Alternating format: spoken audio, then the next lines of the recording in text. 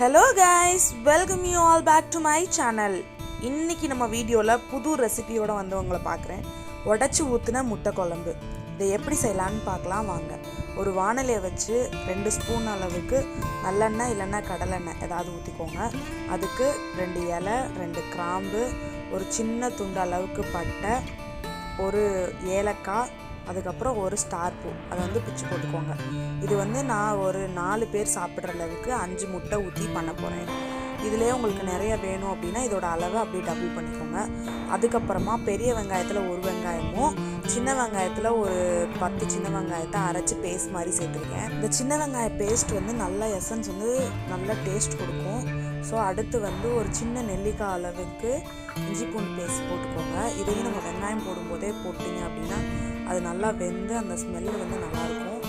இது நல்லா வதங்கி நம்மளுக்கு அந்த வெங்காயம் ஒரு கிளாஸி ஸ்ட்ரக்சர் வந்ததுக்கப்புறம் தக்காளியை ஊற்றுங்க. தக்காளி நான் அடித்து வச்சுட்டேன். ஒரு பெரிய வெங்காயத்துக்கு 3 தக்காளி அளவுக்கு எடுத்திருக்கேன். நல்ல பழமான தக்காளி. அதோட கொஞ்சோண்டு கருவேப்பிலை, 2 பச்சை மிளகா போட்டிருக்கேன். தென் இது 1.5 ஸ்பூன் அளவுக்கு கரம் மசாலா. நான் சின்ன ஸ்பூனில் போடுறேன். பெரிய ஸ்பூன் அப்படின்னா நீங்கள் 3/4 ஸ்பூன் அளவுக்கு கரம் மசாலா.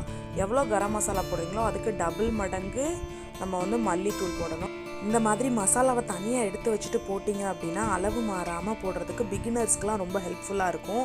தென் தக்காளி கொதிச்சு வரும்போது உப்பு போட்டிங்க அப்படின்னா இன்னும் கொஞ்சம் நல்லா தக்காளி மசிஞ்சு அதோட எசன்ஸ்லாம் நல்லா மிக்ஸ் ஆகும். தென் அந்த எடுத்து வச்ச மசாலாவை போட்டுருங்க. உரப்புக்கு 2 பச்சை மிளகாய் கீரி போட்டிருக்கேன். அது கூடவே 1 ஸ்பூன் அளவுக்கு வீட்டில் இருக்க குழம்பு மிளகா பொடியும், ஒரு பிஞ்ச் அளவுக்கு மஞ்சத்தூளும் போட்டிருக்கேன். சப்போஸ் உரப்பு நல்லா சாப்பிடுவீங்க அப்படின்னா இன்னும் ஒரு பச்சை மிளகா சேர்த்து போட்டுக்கோங்க. தென் 1/2 ஸ்பூன் தனி மிளகா பொடி சேர்த்துக்கிட்டிங்க அப்படின்னா இன்னும் உரப்பாக சாப்பிட்றதுக்கு நல்லாயிருக்கும். இந்த மாதிரி உடச்சி ஊற்றின முட்டை குழம்பு நல்ல சப்பாத்திக்கு நல்லாயிருக்கும். சாப்பாட்டுக்கு தான் இப்போ நான் குழம்பா வச்சிட்ருக்கேன். சப்பாத்திக்கு ரோட்டிக்கெலாம் ரொம்ப சூப்பராக இருக்கும். நிறைய பேர் இடியாப்பத்துக்கு கூட இந்த மாதிரி வச்சு சாப்பிடுவாங்க.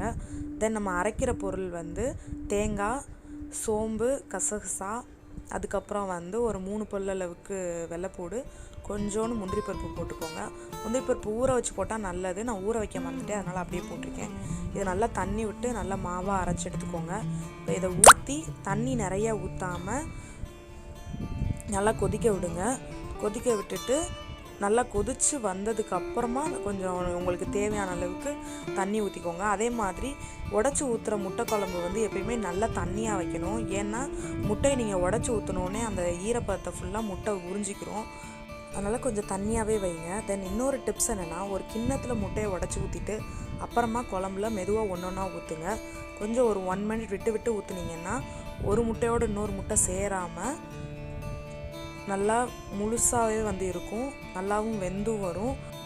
வெள்ளைக்கருவும் மஞ்சக்கருவும் தனித்தனியாக போயிடாமல் ஒன்றாவே முழுசாகவே இருக்கும்.